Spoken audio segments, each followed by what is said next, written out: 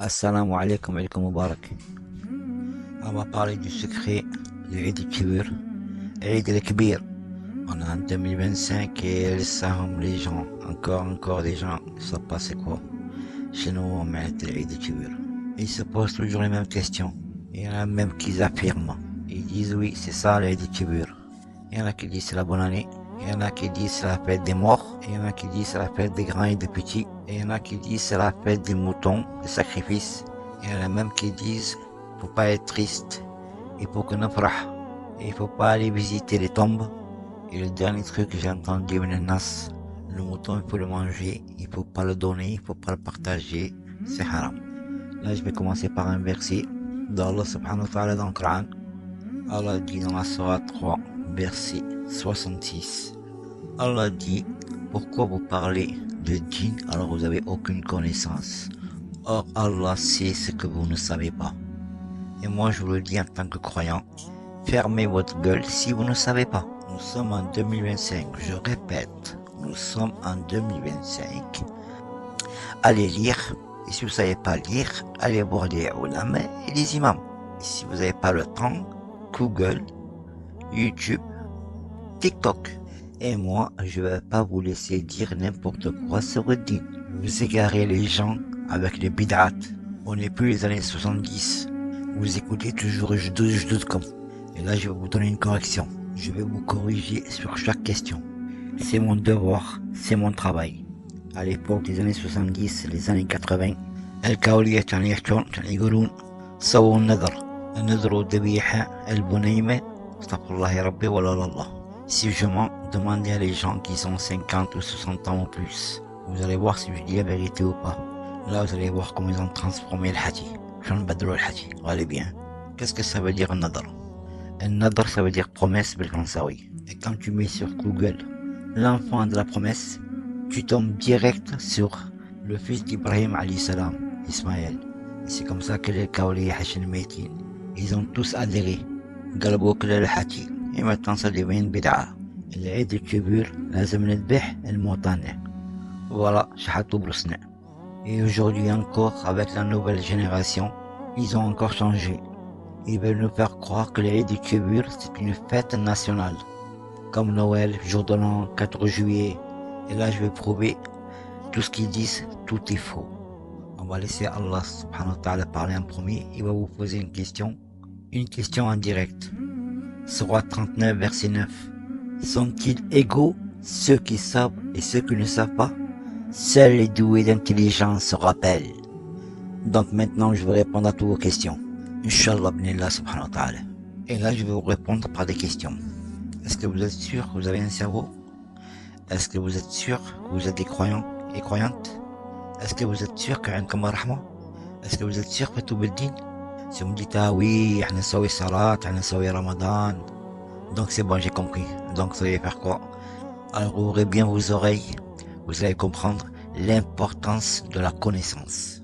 Alors imaginez-vous que vous avez un proche, ça peut être un père, une mère, une sœur, un frère, un grand-père ou une mère, ou votre femme, ou votre mari, ou votre enfant dans le coma, entre la vie et la mort dans un hôpital. Est-ce que vous êtes triste, ou joyeux, ou vous êtes en train de faire la fête, ou vous êtes en train de faire le dua? Vous allez tous me répondre non. On fera la fête quand le docteur nous dira ça y est, c'est fini, il est sorti du coma, il est vivant. Voilà l'histoire de Eid al-Kibir. Vous allez me dire ouais mais c'est l'histoire d'un prophète et son fils. Ça vous touche pas quoi. La seule chose qui vous touche, c'est la fête. Vous avez remarqué le mouton quand on veut l'égorger? Il est tout triste et des fois il a en larmes. Vous savez pourquoi? Vous allez me dire ouais mais c'est normal, il sait qu'il va être égorgé. Alors détrompez-vous. Pour l'amour d'Allah, ce mouton, il préfère se découper en 1000 morceaux ou 1000 fois par jour, juste pour plaire à Allah. La raison de la tristesse et la raison qui coule ses larmes de ce mouton, c'est l'histoire d'un père et son fils. Par la permission d'Allah subhanahu wa ta'ala, ce mouton a sauvé un enfant. Chaque année, ces moutons doivent vivre cette histoire. C'est pas la vache qui rit, c'est le mouton qui pleure. Et vous êtes prêts à vivre cette histoire? Alors imaginez-vous, des moutons qui sont tristes chaque année. Et nous les humains, Ils pensent d'avoir habillé leurs enfants, à maquiller leurs femmes. Les hommes doivent s'habiller de haut en bas et chercher des endroits pour faire la fête. Et Allah subhanahu wa ta'ala a descendu le rahma pour les humains, les djinns et les animaux.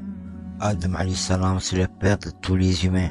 Mais ils ont oublié qu'Ibrahim alayhi salam, c'est le père de tous les croyants et les croyantes. C'est le père de tous les prophètes. Et ils ont oublié que ce prophète vient de Babylone. Que l'histoire vient de Babylone. Vous savez, ça veut dire quoi ça? Dans notre propre pays. Chez nous. Chez les Kaoli.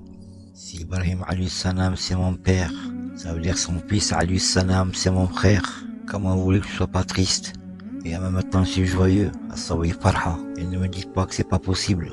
Ne me dites pas comment, en même temps qu'on soit triste et joyeux.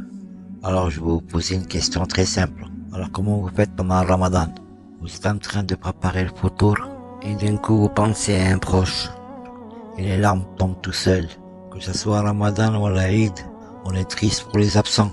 On peut pas contrôler les émotions. Et les larmes tombent tout seuls.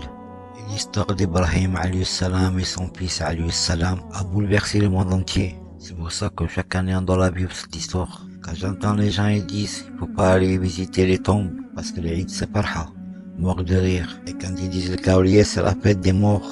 Et d'autres ils disent c'est la fête aux grands et aux petits. C'est le nouvel an, c'est le jour de l'an. Astaghfirullah ya Rabbi. Et il y en a d'autres qui disent الذبحوا اكلوا سووا mais لا تصدقون لا تضرون كل واحد اكلوا انتم الذبيحة ما ياكل منها حرام. Alors ça c'est la blague de 2025. Avant de commencer, il faut comprendre les mots, les phrases. Ça veut dire quoi une offrande? Il vient du mot offrir. On offre الضحية, un cadeau. Ça veut dire quoi faire un don? أما إبراهيم عليه السلام يقول الذبيحة عود يذبح ولك يذبح ابنه خما قالها هو ابنه جسمها. وهذا اللي يروح الحج عم يذبح ياكلها هو وحده ولا فوق الذبيحة لازم تنجسمها. On appelle ça une aumône, une zakat. صدق اللي هلك الفاميلتك الجيران les voisins. C'est pour ça que c'est pas interdit, c'est pas haram. هذا اللي يشتري ذبيحة sur internet ou ailleurs même que ما يذوق منها لازم يوصلها. يا ريت اللي يدير حرام اللي ما يذوق منها.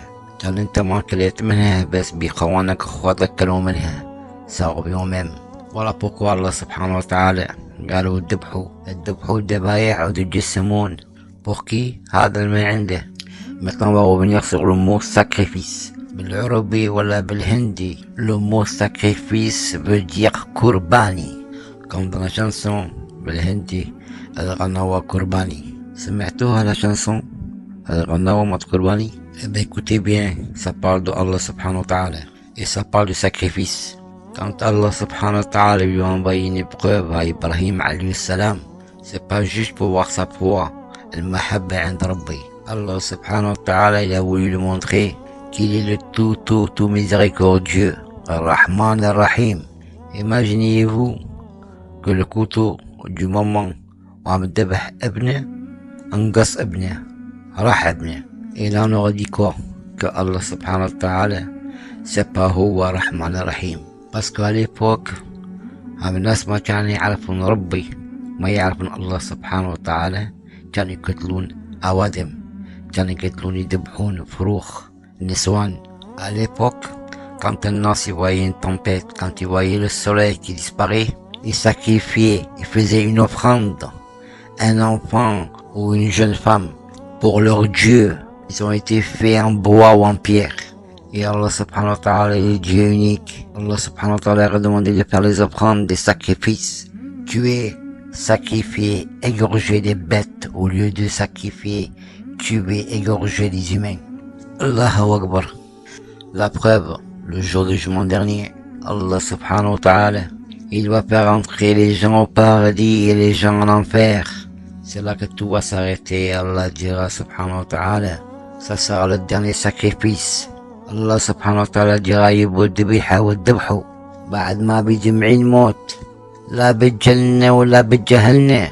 Et là laissez-moi vous faire un petit résumé sur l'histoire triste d'Ibrahim alayhi salam et de son fils alayhi salam.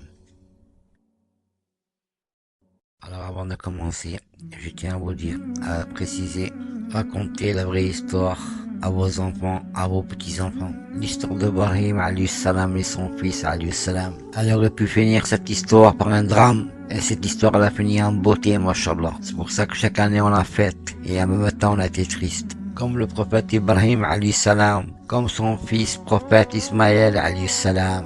Comme eux ils ont été tristes, comme eux ils ont été joyeux. Voilà nous comment on doit la vivre cette histoire. Le prophète Ibrahim alayhi salam, il n'était pas encore adolescent. Quand Allah subhanahu wa ta'ala il a élu comme prophète alors que ses parents n'étaient pas musulmans. Le père d'Ibrahim alayhi salam, c'était un fabriqueur, un commerçant. Il fabriquait des statues.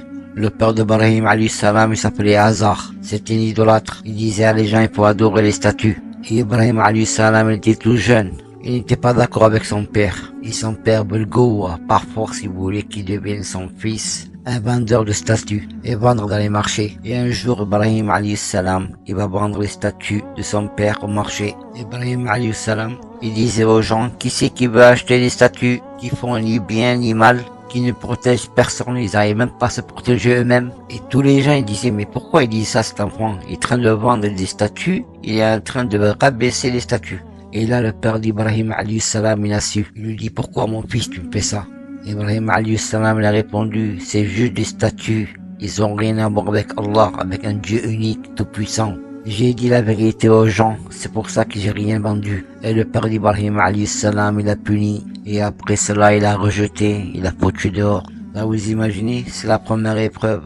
Et quand Ibrahim alayhi salam, il a prêché l'islam, il a été jeté au feu. Ils ont voulu le brûler à vif, les idolâtres. Et Allah subhanahu wa ta'ala, il a sauvé du feu. La flamme qui lui brûlait, Allah subhanahu wa ta'ala, il a fait devenir un prêcheur. Et quand il s'est marié, Ibrahim alayhi salam, il a attendu 86 ans pour avoir un enfant. Et après cela, encore une autre épreuve. Il abandonne sa femme et son enfant en plein désert pour la mission d'Allah subhanahu wa ta'ala. Et entre les deux collines, Safa et Marwa, une mère reste avec son enfant. Ils n'avaient pas une goutte d'eau. Alors sa femme elle dit à Ibrahim alayhi salam, je suis en train d'aller à Wahadi, ana wabnak, blayamai. Elle lui dit, c'est pour Allah que tu fais ça? Il lui répond, oui, c'est pour Allah que je fais ça. Et quand elle resta seule avec son fils, elle entend du bruit, du bruit en dessous de la terre. Et l'eau est en train de jaillir en dessous de la terre. Et là, elle dit, Zamzam, Zamzam. Elle a dit à la terre, arrête, arrête. Zamzam, ça veut dire Bil-Arabi, arrête, arrête, c'est bon, arrête. Et l'eau est sortie de la terre comme un puits. Et c'est là les premiers Arabes venaient les voir. Ils disaient, est-ce qu'on peut boire dans ton puits? Elle disait oui. Et là, ils ont fait l'échange de la nourriture avec l'eau. Et c'est comme ça qu'ils ont pu vivre. Et c'est là qu'Ismaël a appris la langue arabe. Et aujourd'hui, le maïs, mais Zamzam, qui est venu de l'eau du paradis, Allah subhanahu wa ta'ala l'a fait descendre. Et après toutes ces souffrances, et c'est là qu'est vient la plus grosse épreuve. C'est l'épreuve du sacrifice. Ibrahim alayhi salam, il va voir son fils, il lui dit voilà ce qui m'a été ordonné par Allah subhanahu wa ta'ala. Et le fils il dit au père, fais ce que tu as à faire, si ça vient d'Allah subhanahu wa ta'ala. Et maintenant je vous laisse imaginer à la place du père et à la place du fils. Et ne me dites plus jamais s'il vous plaît, barakallahu fikum, que cette histoire c'était juste l'Eid Kibir. L'Eid Kibir. Ma prochaine vidéo, ça sera sur l'Eres Halal. Les gens ils ont pas encore compris c'est quoi la différence entre l'Eres Halal ou l'Eres ala sunnat Rasul Muhammad sallallahu alayhi wa sallam. Je vous dis à bientôt Inch'Allah. Assalamu alaikum.